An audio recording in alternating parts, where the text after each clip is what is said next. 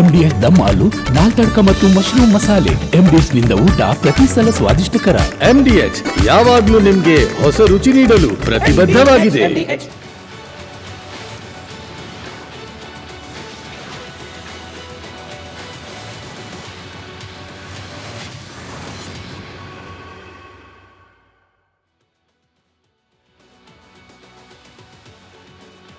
ನಮಸ್ಕಾರ, ನೀವು ನೋಡ್ತಾ ಇದ್ದೀರಾ ಕರ್ನಾಟಕ ಪ್ರೈಮ್ ಟೈಮ್. ನಾನು ಸ್ಮಿತಾ ರಂಗನಾಥ್. ಎಲ್ಲವೂ ಅಂದ್ಕೊಂಡಂತೆ ಆಗಿದ್ರೆ ಆ ವಿಮಾನದಲ್ಲಿ ಪ್ರಯಾಣ ಮಾಡ್ತಿದ್ದವರು ಲಂಡನ್ ತಲುಪಬೇಕಾಗಿತ್ತು. ವಿಧಿಯಾಟ. ಟೇಕ್ ಆಫ್ ಆಗಿ ಕೆಲವೇ ಕ್ಷಣಗಳಲ್ಲಿ ದುರಂತ ಅಂತ್ಯವನ್ನ ಕಂಡಿದ್ದಾರೆ ವಿಮಾನದಲ್ಲಿದ್ದ ಬಹುತೇಕರು. ಇವತ್ತು ಅಹಮದಾಬಾದ್ನಲ್ಲಿ ಸಂಭವಿಸಿದ ಏರ್ ಇಂಡಿಯಾ ಏರ್ಕ್ರಾಫ್ಟ್ನ ಪತನ ದುರಂತ ಆಗಿದ್ದು ಹೇಗೆ, ಯಾವೆಲ್ಲ ಕಾರಣಗಳನ್ನ ಇದೀಗ ಪ್ರಾಥಮಿಕವಾಗಿ ಈ ಅವಘಡಕ್ಕೆ ಮುಂಚೂಣಿಯಲ್ಲಿ ಇಡಲಾಗ್ತಾ ಇದೆ, ಚರ್ಚೆಗೆ ಒಳಪಡಿಸಲಾಗ್ತಾ ಇದೆ.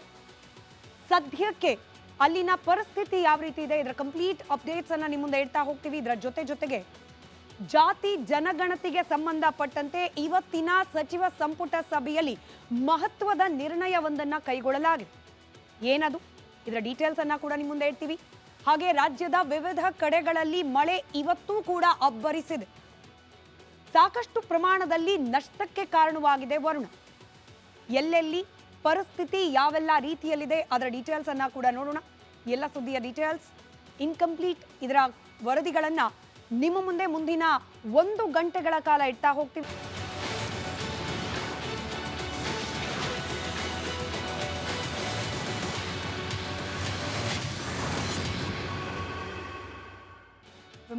ವಿಮಾನ ನಿಲ್ದಾಣದಿಂದ ಹೊರಟು 5 ನಿಮಿಷ, ಆದರೆ ಟೇಕ್ ಆಫ್ ಆಗಿ ಆಕಾಶದಲ್ಲಿ ಹಾರಾಟ ಪ್ರಾರಂಭ ಮಾಡಿ ಕೇವಲ 59 ಸೆಕೆಂಡ್.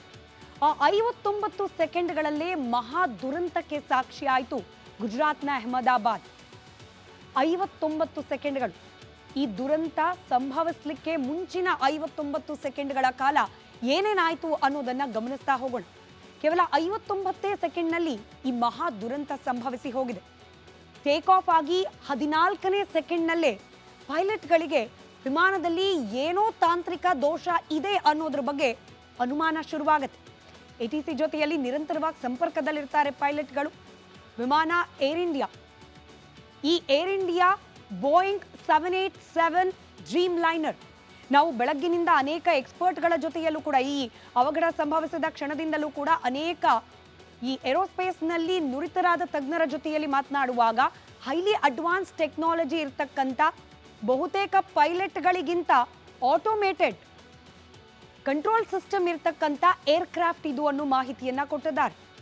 ಅಂಥ ಅತ್ಯಾಧುನಿಕ ತಂತ್ರಜ್ಞಾನ ಇರುವ Boeing 787 dream liner air India ವಿಮಾನದಲ್ಲಿ ಸಮಸ್ಯೆ ಕಾಣಿಸ್ಕೊಂಡಿದೆ ಅನ್ನೋದು ಕೇವಲ 14 ಸೆಕೆಂಡ್ಗಳಲ್ಲೇನೆ ಪೈಲಟ್ಗಳಿಗೆ ಗೊತ್ತಾಗುತ್ತೆ. ಟೇಕ್ ಆಫ್ ಆಗಿ 15ನೇ ಸೆಕೆಂಡ್, ಒಂದೊಂದು ಸೆಕೆಂಡ್ಗೂ ಕೂಡ ವಿಮಾನದಲ್ಲಿನ ಸಮಸ್ಯೆಗಳು ಹೆಚ್ಚಾಗ್ತಾ ಹೋಗುತ್ತೆ.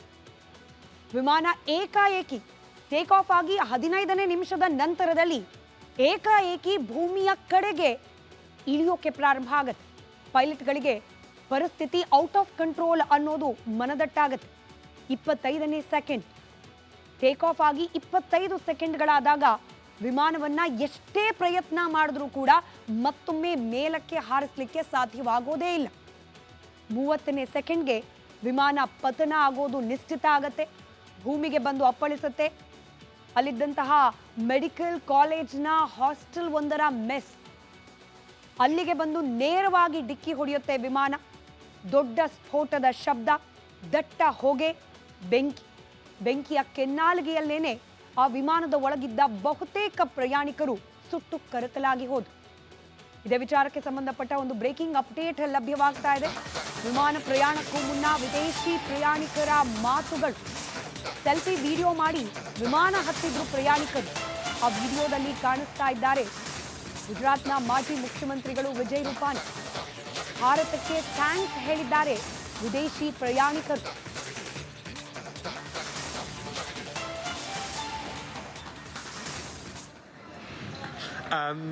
What's your biggest takeaway, Jamie? We've done this already.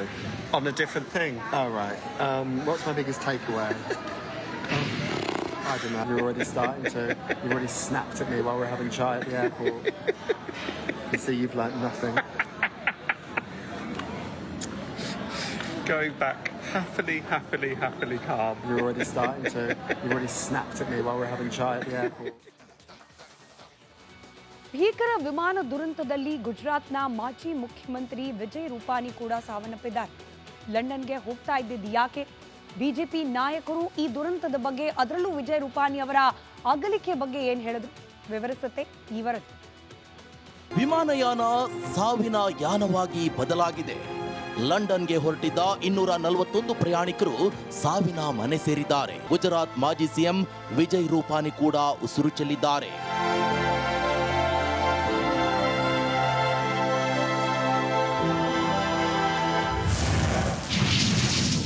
ಮಾಜಿ ಸಿಎಂ ರೂಪಾನಿ ಸಜೀವ ದಹನ. ಪ್ರಿಯ ವೀಕ್ಷಕರೇ, ಸಾವು ಯಾವಾಗ ಬರುತ್ತೆ ಅಂತ ಊಹಿಸೋಕು ಆಗಲ್ಲ. ಗುಜರಾತ್ನ ಅಹಮದಾಬಾದ್ನಲ್ಲಿ ನಡೆದ ಘನಘೋರ ದುರಂತದಲ್ಲಿ ಗುಜರಾತ್ ಮಾಜಿ ಸಿಎಂ ವಿಜಯ್ ರೂಪಾನಿ ಸಜೀವ ದಹನರಾಗಿದ್ದಾರೆ. ಧಗಧಗನೆ ಹೊತ್ತಿ ಉರಿದ ಬೆಂಕಿಯಲ್ಲಿ ಬೆಂದು ಹೋಗಿದ್ದಾರೆ.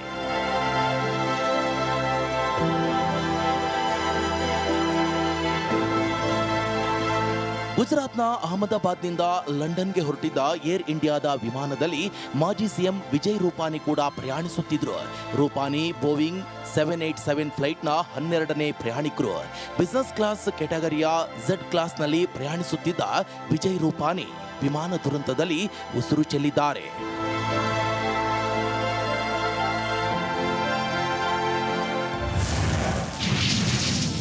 ಹೆಂಡತಿಯನ್ನ ಕರೆತರಲು ಹೊರಟಿದ್ದ ರೂಪಾನಿ. ಗುಜರಾತ್ ಮಾಜಿ ಸಿಎಂ ವಿಜಯ್ ರೂಪಾನಿ ಪತ್ನಿ ಅಂಜಲಿ ಬೇನ್ ರೂಪಾನಿ ಕಳೆದ 6 ತಿಂಗಳುಗಳಿಂದ ಲಂಡನ್ನಲ್ಲಿ ನೆಲೆಸಿದ್ರು. ಪತ್ನಿಯನ್ನ ಭಾರತಕ್ಕೆ ಕರೆತರೋಕೆ ಅಂತ ರೂಪಾನಿ ಲಂಡನ್ಗೆ ಹೊರಟಿದ್ರು. ಆದರೆ ವಿಧಿಯ ಆಟನೇ ಬೇರೆ ಇತ್ತು. ಹೆಂಡತಿಯನ್ನ ಕರೆತರಲು ಹೊರಟಿದ್ದ ವಿಜಯ್ ರೂಪಾನಿ ವಿಮಾನ ದುರಂತದಲ್ಲಿ ಸಾವಿನ ಮನೆ ಸೇರಿದ್ದಾರೆ. ಕುಟುಂಬಸ್ಥರ ಆಕ್ರಂದನ ಮುಗಿಲು ಮುಟ್ಟಿದೆ. हमारे नेता पूर्व मुख्यमंत्री श्री विजय भाई रूपाणी भी इसी फ्लाइट में अपने परिवार को मिलने के लिए जा रहे थे. वो भी इस हादसा का शिकार हुए हैं. भगवान उनकी भी आत्मा को शांति दे. ಒಂದಂತೂ ಸತ್ಯ, ಸಾವು ಯಾರಿಗೆ ಯಾವಾಗ ಹೇಗೆ ಬರುತ್ತೆ ಅಂತ ಹೇಳೋಕ್ಕಾಗಲ್ಲ. ಸಾವು ಬೆನ್ನತ್ತಿದ್ರೆ ಯಾರನ್ನೂ ಬಿಡಲ್ಲ. ವಿಧಿಯ ಆಟದ ಮುಂದೆ ಯಾರೂ ಇಲ್ಲ. Bureau report, republic Kannada.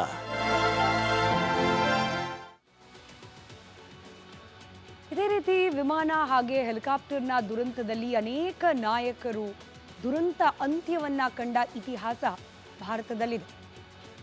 Sanjay Gandhi 1980 Indira ಗಾಂಧಿಯವರ ಪುತ್ರ ಇಂಥದ್ದೇ ಒಂದು ಅವಘಡದಲ್ಲಿ ಪ್ರಾಣವನ್ನು ಕಳೆದುಕೊಂಡು, ಹಾಗೆ ಮಾಧವರಾವ್ ಸಿಂಧಿಯಾ 2001ರಲ್ಲಿ ನಡೆದ ದುರಂತದಲ್ಲಿ ಸಾವನ್ನಪ್ಪಿದ್ರು. ಮಾಜಿ ರೈಲ್ವೆ ಸಚಿವರು ಮಾಧವರಾವ್ ಸಿಂಧಿಯಾ.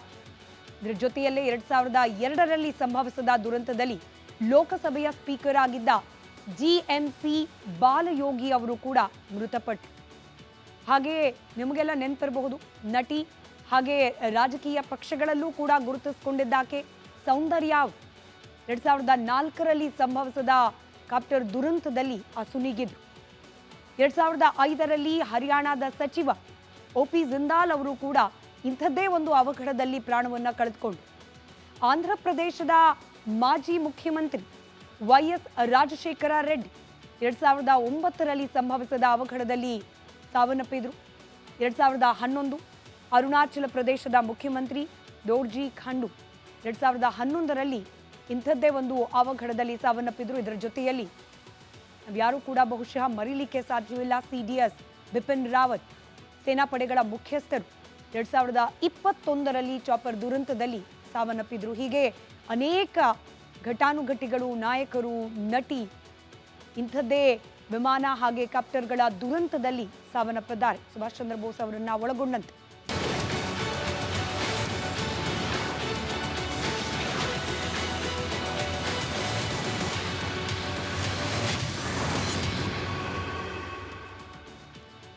Welcome back. ಭಾರತ ಮತ್ತೊಂದು ಘನಘೋರ ಘಟನೆಗೆ ಸಾಕ್ಷಿಯಾಗಿದೆ. ಗುಜರಾತ್ನಲ್ಲಿ ವಿಮಾನ ಪತನವಾಗಿ ವಿಮಾನದಲ್ಲಿದ್ದ ಬಹುತೇಕ ಎಲ್ಲ ಪ್ರಯಾಣಿಕರು, ಸಿಬ್ಬಂದಿ, ಪೈಲಟ್ಗಳು ಮೃತಪಟ್ಟಿದ್ದಾರೆ.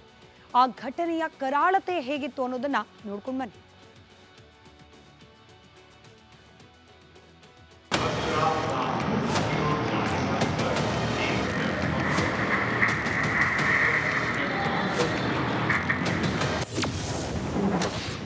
ಅಹಮದಾಬಾದ್ನಲ್ಲಿ ಘನಘೋರ ವಿಮಾನ ದುರಂತ.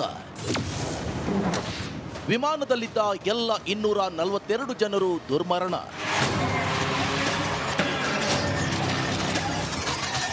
ಮೇಡೆ ಮೇಡೆ ಮೇಡೆ ಇದೇ ಕೊನೆ ಪದ. ಆಗಸದಲ್ಲಿ ಹಾರುತ್ತಿದ್ದ ಏರ್ ಇಂಡಿಯಾ ವಿಮಾನ ಇದ್ದಕ್ಕಿದ್ದಂತೆ ನೆಲಕ್ಕಪ್ಪಳಿಸಿತು. ಲಂಡನ್ಗೆ ಹೊರಟವರು ಚಿಟಾರನೆ ಚೇರಿದ್ರು. ಇದ್ದಕ್ಕಿದ್ದಂತೆ ಎಲ್ಲೆಡೆ ಬೆಂಕಿ ಆವರಿಸಿತ್ತು. ಆ ಘನಘೋರ ಘಟನೆಯ ದೃಶ್ಯ ಪ್ರಯಾಣಿಕರೊಬ್ಬರ ಮೊಬೈಲ್ನಲ್ಲಿ ಸೆರೆಯಾಗಿದೆ.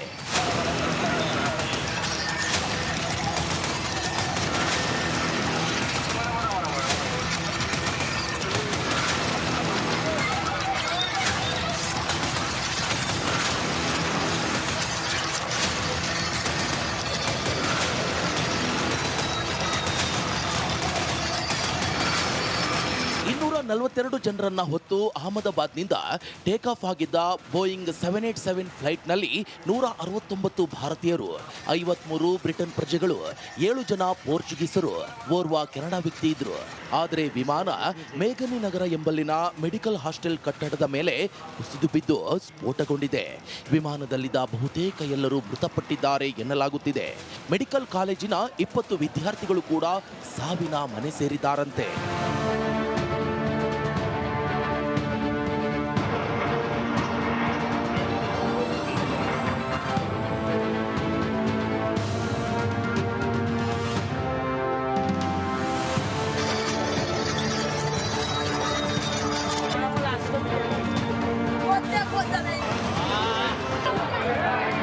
ವಿಮಾನ ಅಪಘಾತದ ಹೊಡೆತ ಹೇಗಿತ್ತು ಎಂದ್ರೆ, ದುರಂತ ಸಂಭವಿಸಿದ ಸ್ಥಳದಲ್ಲಿನ ಕಟ್ಟಡ, ಕಾರುಗಳೆಲ್ಲ ಸುಟ್ಟು ಕರಕಲಾಗಿವೆ. लंदन जा रहे थे वो 111 नंबर 110 नंबर की टिकट कंफर्म है उनकी. मेरी भांजी है, हम लंदन वो वहाँ जा रहे थे. भांजी ने फोन किया, मम्मी पापा फ्लाइट में है. ಇಷ್ಟು ದೊಡ್ಡ ದುರಂತ ಸಂಭವಿಸಿದ್ರೂ ಕಾರಣ ಏನು ಅನ್ನೋದು ಗೊತ್ತಾಗಿಲ್ಲ. ವಿಮಾನ ದುರಂತದ ಸ್ಥಳದಲ್ಲಿ ಬ್ಲಾಕ್ ಬಾಕ್ಸ್ ಪತ್ತೆಯಾಗಿದ್ದು, ಡಿಜಿಸಿಎ ಅಧಿಕಾರಿಗಳು ದುರಂತದ ಬಗ್ಗೆ ತನಿಖೆ ಆರಂಭಿಸಿದ್ದಾರೆ. ನಗು ನಗುತ್ತಾ ವಿಮಾನ ಹತ್ತಿದವರ ಕಣ್ಣೀರ ಕತೆ. Goodbye, India.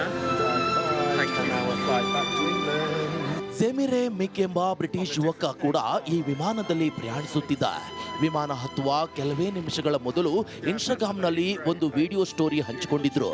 ಅದು ಅವರ ಜೀವನದ ಕೊನೆಯ ಪೋಸ್ಟ್ ಆಗುತ್ತದೆ ಅಂತ ಬಹುಶಃ ಅವರು ಊಹಿಸಿರಲಿಲ್ಲ. We are in the airport, just boarding. Goodbye, India. Goodbye. Thank you. 10-hour flight back to England. What's your biggest takeaway, Jamie? We've done this already. On a different thing. All right. What's my biggest takeaway? I don't know. Yeah, fascinating. Great. Thanks for your contribution. Okay. Yeah, my biggest takeaway is don't lose your patience with your partner. Yeah. You're already starting to. You already snapped at me while we're having chai at the airport. You see, you've learnt nothing. ವಿಮಾನ ದುರಂತದಲ್ಲಿ ಅಣ್ಣ ತಂಗಿ ದಾರುಣ ಸಾವು. ಉದಯಪುರದ ಅಮೃತಶಿಲೆಯ ಉದ್ಯಮಿ pink ಮೋದಿಯವರ 24 ವರ್ಷದ ಮಗ ಶುಭ್ ಮತ್ತು 22 ವರ್ಷದ ಮಗಳು ಶಗುನ್ ವಿಮಾನದಲ್ಲಿದ್ರು. ಅಪ್ಪನ ಬಿಸ್ನೆಸ್ ನೋಡಿಕೊಳ್ಳಲು ಇಬ್ಬರು MBA ಮಾಡಿದ್ರು. ಆದರೆ ವಿಮಾನ ದುರಂತದಲ್ಲಿ ಅಣ್ಣ ತಂಗಿ ದಾರುಣ ಸಾವು ಕಂಡಿದ್ದಾರೆ. News desk, republic Kannada.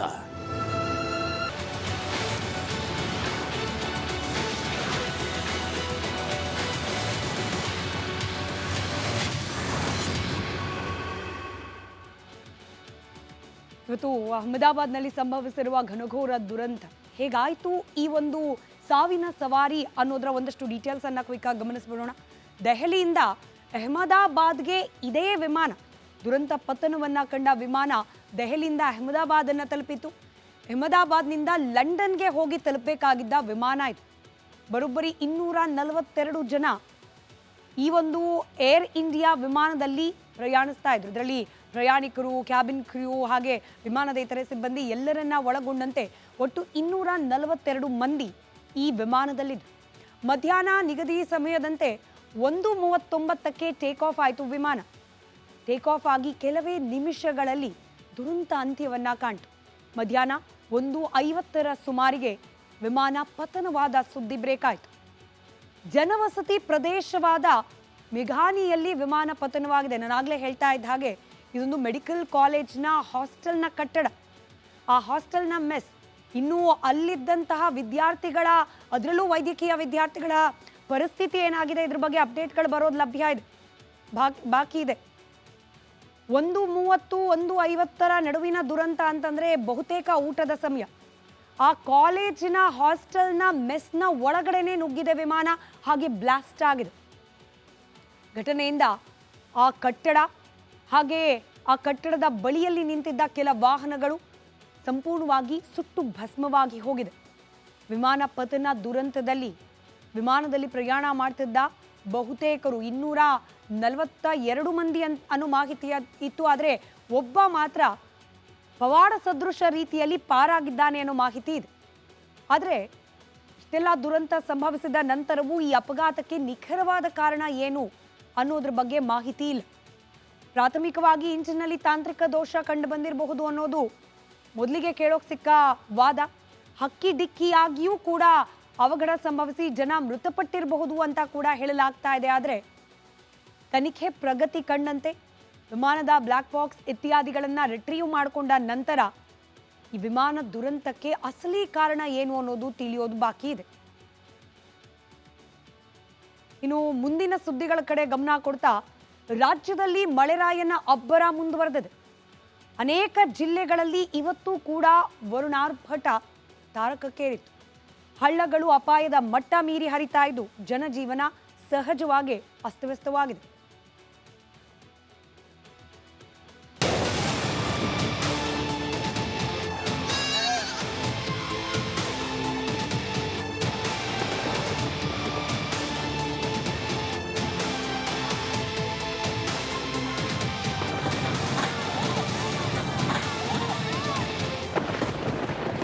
ಉತ್ತರ ಕರ್ನಾಟಕದಲ್ಲಿ ಮಳೆರಾಯನ ರಣಾರ್ಭಟ.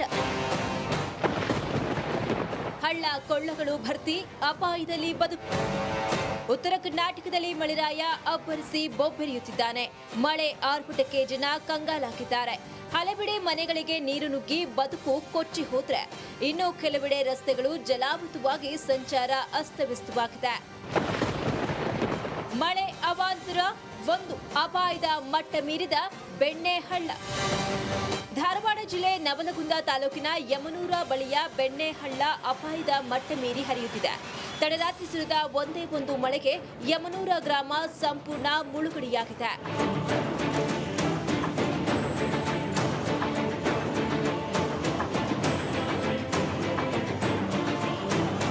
ಪ್ರವಾಹ ಹೆಚ್ಚಾಗಿರುವುದರಿಂದ ತೋಟದ ಮನೆಯಲ್ಲಿ ವಾಸವಿದ್ದ ಕುಟುಂಬವೊಂದು ಬೆಣ್ಣೆ ಹಳ್ಳದಲ್ಲಿ ಸಿಲುಕಿ ದಿಕ್ಕು ತೋಚದೆ ಕಂಗಾಲಾಗಿದೆ.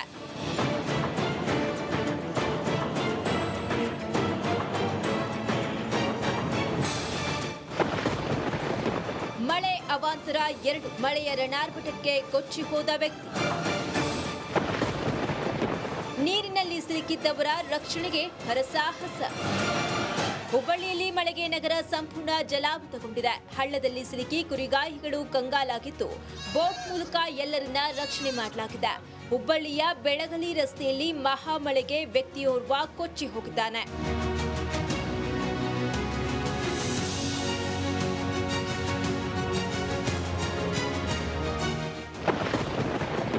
ಮಳೆ ಅವಾಂತರ 3, ಮಹಾಮಳೆಗೆ ಸೇತುವೆ ಜಲಾವೃತ. ಇನ್ನು ಗುಳೇದಗುಡ್ಡದ ಪಾರ್ವತಿ ಹಳ್ಳ ತುಂಬಿ ತುಳುಕ್ತಾ ಇದ್ರೆ, ಜಲಾವೃತಗೊಂಡ ರಸ್ತೆಯಲ್ಲಿಯೇ ವಿದ್ಯಾರ್ಥಿಗಳು ಸಂಚರಿಸ್ತಾ ಇದ್ದು, ಇತ್ತ ಹೋಟೆಲ್ ಗ್ಯಾರೇಜ್ಗಳಿಗೆ ನೀರು ನುಗ್ಗಿದೆ.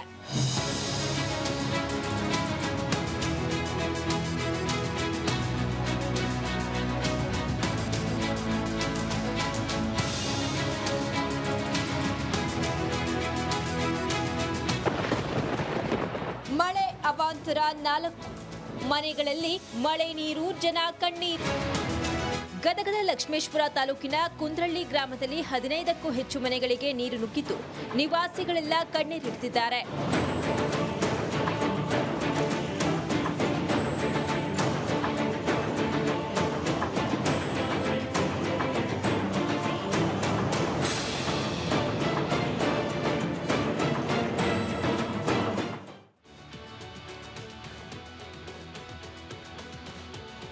ಇವತ್ತು ಸಂಭವಿಸಿದ ಅತಿ ದೊಡ್ಡ ದುರಂತ.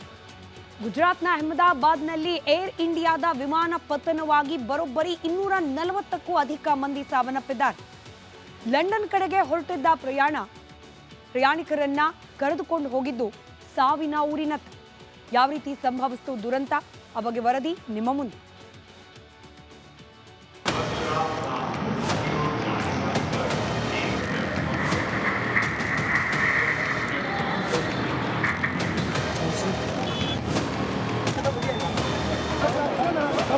ದುರಂತ, ಹಿಂದೆಂದು ಕಂಡು ಕೇಳರಿಯದ ಮಹಾದುರಂತ. ಅವರೆಲ್ಲರೂ ವಿಮಾನ ಹತ್ತಿ ಕುಳಿತಿದ್ರು. 242 ಜನ ಪ್ರಯಾಣಿಕರಿದ್ದ ಫ್ಲೈಟ್ ಟೇಕ್ ಆಫ್ ಆದ 5 ನಿಮಿಷವಾಗಿತ್ತು. ಬಳಿಕ ಆಗಿದ್ದು ಘನಘೋರ.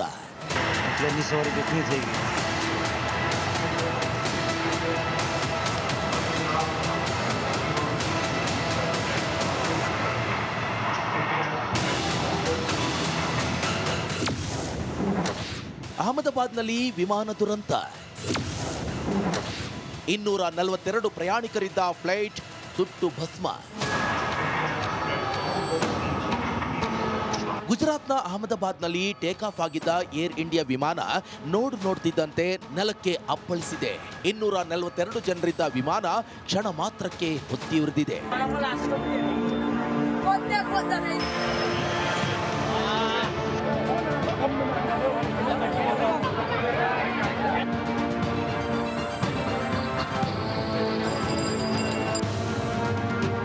ಅಹಮದಾಬಾದ್ನಿಂದ ಲಂಡನ್ಗೆ ತೆರಳುತ್ತಿದ್ದ ಏರ್ ಇಂಡಿಯಾ 171 ಬೋಯಿಂಗ್ 787 ವಿಮಾನದ ಇಂಜಿನ್ನಲ್ಲಿ ತಾಂತ್ರಿಕ ದೋಷ ಕಾಣಿಸಿಕೊಂಡಿತ್ತು. ಇನ್ನು ವಿಮಾನ ಪತನಕ್ಕೂ 20 ನಿಮಿಷ ಮುನ್ನವೇ ಪೈಲಟ್ ಏರ್ ಟ್ರಾಫಿಕ್ ಕಂಟ್ರೋಲ್ಗೆ ಮಾಹಿತಿ ನೀಡಿದ್ದಾನೆ. ಎಚ್ಚೆತ್ತುಕೊಂಡ ಎಟಿಸಿ ರಕ್ಷಣೆಗೆ ಮುಂದಾಗಿದ್ರು. ಆದರೆ ಎಟಿಸಿಗೆ ನಂತರ ಪೈಲಟ್ ಸಂಪರ್ಕ ಕಳೆದುಕೊಂಡಿದ್ದ.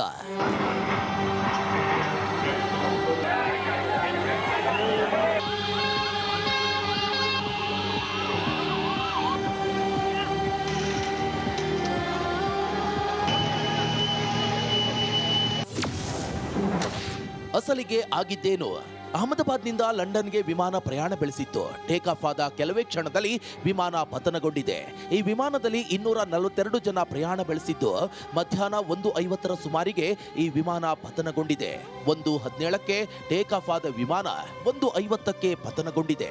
ಇನ್ನು ಈ ವಿಮಾನ ಜನವಸತಿ ಪ್ರದೇಶದ ಮೇಘಾನಿಯಲ್ಲಿ ಪತನಗೊಂಡಿದೆ.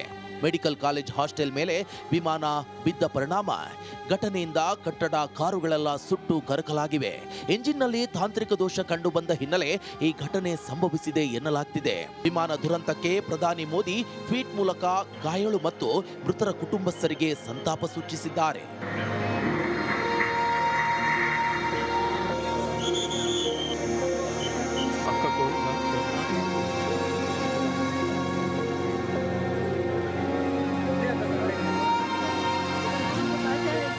ಇನ್ನು ಗಾಯಾಳುಗಳನ್ನ ಸಿವಿಲ್ ಹಾಸ್ಪಿಟಲ್ಗೆ ದಾಖಲಿಸಿದ್ದು ಚಿಕಿತ್ಸೆ ನೀಡಲಾಗ್ತಿದೆ. ಏರ್ ಇಂಡಿಯಾ ವಿಮಾನ ದುರಂತ ಸ್ಥಳಕ್ಕೆ ಕೇಂದ್ರ ಗೃಹ ಸಚಿವ ಅಮಿತ್ ಶಾ ಭೇಟಿ ಕೊಟ್ಟಿದ್ದಾರೆ. ದುರಂತ ಸ್ಥಳದ ಪರಿಶೀಲನೆಯನ್ನ ನಡೆಸಿದ್ದಾರೆ ಕೇಂದ್ರ ಗೃಹ ಸಚಿವ ಅಮಿತ್ ಶಾ. ದುರಂತದ ಬಗ್ಗೆ ವಿವರಣೆಯನ್ನ ನೀಡಿದ್ದಾರೆ ವಿಮಾನಯಾನ ಸಚಿವ ರಾಮ್ ಮೋಹನ್ ನಾಯ್ಡು. ಅಹಮದಾಬಾದ್ನ ಮೇಘಾನಿ ನಗರದಲ್ಲಿ ವಿಮಾನ ಪತನವಾದ ಜಾಗಕ್ಕೇನೆ ಇದೀಗ ಕೇಂದ್ರ ಗೃಹ ಸಚಿವ ಅಮಿತ್ ಶಾ ಅವರು ಭೇಟಿ ನೀಡಿದ್ದಾರೆ. ಇನ್ನು ಘಟನೆ ಸಂಭವಿಸಿದ ಕೆಲವೇ ನಿಮಿಷಗಳಲ್ಲಿ ಪ್ರಧಾನಿ ನರೇಂದ್ರ ಮೋದಿ ಅವರೇ ಸೂಚನೆಯನ್ನ ರವಾನಿಸಿದ್ರು. ಅಮಿತ್ ಶಾ ಅವರಿಗೆ ಗುಜರಾತ್ಗೆ ತಕ್ಷಣಕ್ಕೆ ಪ್ರಯಾಣವನ್ನ ಬೆಳೆಸುವಂತೆ. ಇದೀಗ ಅಹಮದಾಬಾದ್ ತಲುಪಿದ್ದಾರೆ ಕೇಂದ್ರ ಗೃಹ ಸಚಿವ ಅಮಿತ್ ಶಾ. ದೃಶ್ಯದಲ್ಲಿ ಗಮನಿಸ್ತಾ ಇದ್ದೀರಿ, ದುರಂತ ನಡೆದ ಸ್ಥಳಕ್ಕೇನೆ ಭೇಟಿ ಕೊಟ್ಟಿದ್ದಾರೆ, ಜಾಗದ ಪರಿಶೀಲನೆ ನಡೆಸಿದ್ದಾರೆ. ಹಾಗೆ ಸ್ಥಳದಲ್ಲಿದ್ದ ಸಚಿವರು ಹಾಗೆ ಇಲಾಖೆಗೆ ಸಂಬಂಧಪಟ್ಟ ಅಧಿಕಾರಿಗಳಿಂದ ಹೆಚ್ಚಿನ ಮಾಹಿತಿಯನ್ನ ಕೂಡ ಪಡೆದುಕೊಂಡಿದ್ದಾರೆ ಕೇಂದ್ರ ಗೃಹ ಸಚಿವ ಅಮಿತ್ ಶಾ.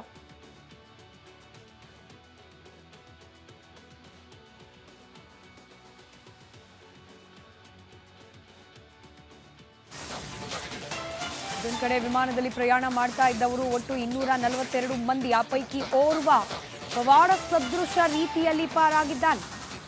ರಮೇಶ್ ಅನ್ನುವಾತ ಸೀಟ್ ನಂಬರ್ 11 ಏನಲ್ಲಿದ್ದ ಪ್ರಯಾಣಿಕ ರಮೇಶ್ ಎಮರ್ಜೆನ್ಸಿ ಬಾಗಿಲಿನಿಂದ ಜಿಗಿದು ಪಾರಾಗಿದ್ದಾರೆ. ದುರಂತ ನಡೆದ ಬಳಿಕ ನಡೆದುಕೊಂಡೇ ಬಂದಿದ್ದಾರೆ ರಮೇಶ್. ಸಾವು ಗೆದ್ದು ಬಂದ ರಮೇಶ್ ವಿಶ್ವಾಸ್ ಕುಮಾರ್ ಸದ್ಯಕ್ಕೆ ಆಸ್ಪತ್ರೆಗೆ ದಾಖಲಿಸಿ ಚಿಕಿತ್ಸೆಯನ್ನ ಆತನಿಗೆ ನೀಡಲಾಗ್ತಾ ಇದೆ. ಬರೋಬ್ಬರಿ 800 ಫೀಟ್ಗಳ ಎತ್ತರದಲ್ಲಿ ಹಾರ್ತಾ ಇತ್ತು ವಿಮಾನ. ಪತನ ಆಗೋ ಮಾಹಿತಿ ಸಿಕ್ಕ ತಕ್ಷಣ ಆ ಎಮರ್ಜೆನ್ಸಿ ಡೋರ್ನಿಂದ ಜಿಗಿದು ಆತ ಪ್ರಾಣಾಪಾಯದಿಂದ ಪಾರಾಗಿದ್ದಾರೆ. ಈಗ ಲಭ್ಯವಾಗ್ತಾ ಇರೋ ಮಾಹಿತಿ ಪ್ರಕಾರ ವಿಮಾನ ದುರಂತದಲ್ಲಿ 2 ಪ್ರಯಾಣಿಕರು ಬಚಾವಾಗಿದ್ದಾರೆ. ಪವಾಡ ಸದೃಶ ರೀತಿಯಲ್ಲಿ ಸಾವು ಗೆದ್ದು ಬಂದಿರೋ ಪ್ರಯಾಣಿಕರ ಸಂಖ್ಯೆ 2. ಓರ್ವ ಭಾರತೀಯ ಹಾಗೆ ಮತ್ತೋರ್ವ ಬ್ರಿಟಿಷ್ ಪ್ರಜೆ ಬಚಾವಾಗಿದ್ದಾರೆ. ಇದುವರೆಗೆ 75 ಜನರ ಮೃತದೇಹಗಳನ್ನು ಶಿಫ್ಟ್ ಮಾಡಲಾಗಿದೆ.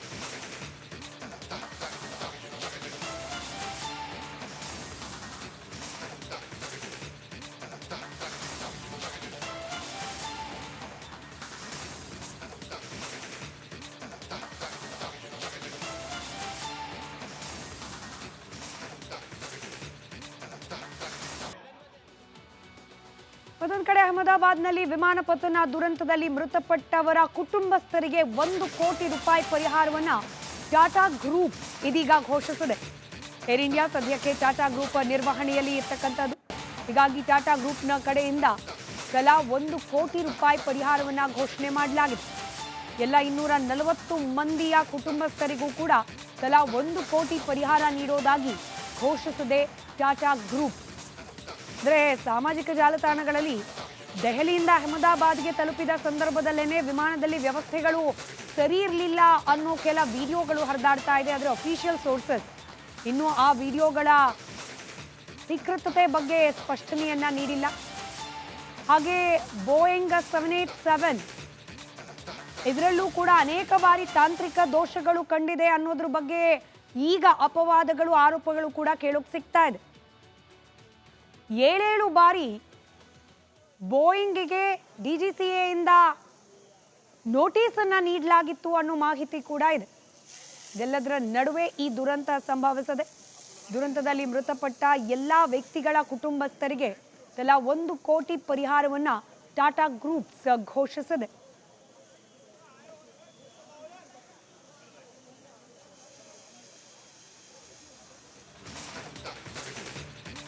ಅದೊಂದು ಕಡೆ ಗಾಯಾಳುಗಳ ಆರೋಗ್ಯವನ್ನು ವಿಚಾರಿಸಿದ್ದಾರೆ ಗುಜರಾತ್ನ ಮುಖ್ಯಮಂತ್ರಿ ಭೂಪೇಂದ್ರ ಪಟೇಲ್. ಆಸ್ಪತ್ರೆಗೆ ದೌಡಾಯಿಸಿ ಗಾಯಾಳುಗಳ ಯೋಗಕ್ಷೇಮವನ್ನು ವಿಚಾರಿಸಿದ್ದಾರೆ.